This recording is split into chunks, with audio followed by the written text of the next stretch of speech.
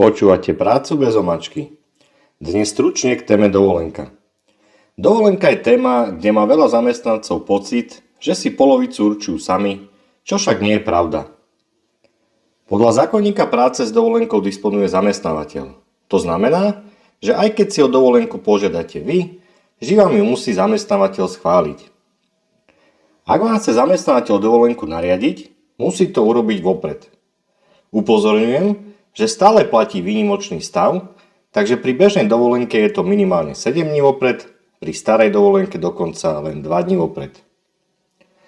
Táto lehota sa samozrejme môže skrátiť, ale len vtedy, ak s tým súhlasíte.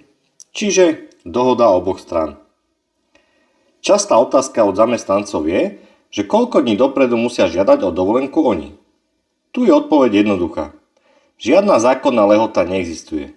Môžete požiadať aj deň vopred, ale vždy potrebujete súhlas zamestnávateľa. Na čerpaní dovolenky sa teda viete dohodnúť aj zo dňa na deň, ale len ak súhlasia obe strany. Ďalšia častá otázka býva, že ak prídete do práce a zamestnávateľ vám povie, že nie je práca a navrhne vám dovolenku, či ju máte zobrať. V takomto prípade je dobre vedieť jednu vec. Ak nemáte prácu, ide o prekážku na strane zamestnávateľa, ktorá je vo výške 100% vášho priemeru na pracovnoprávne účely, nazývaného aj tzv. Dovolenkový priemer.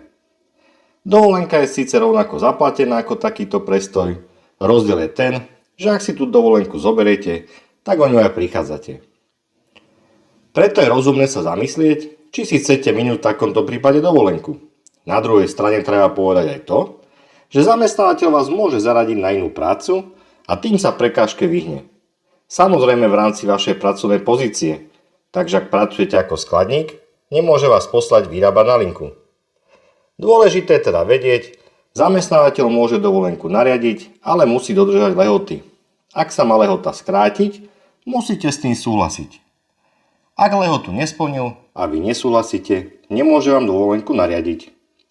To bolo k dnešnej téme všetko. Stručne a bez omáčky.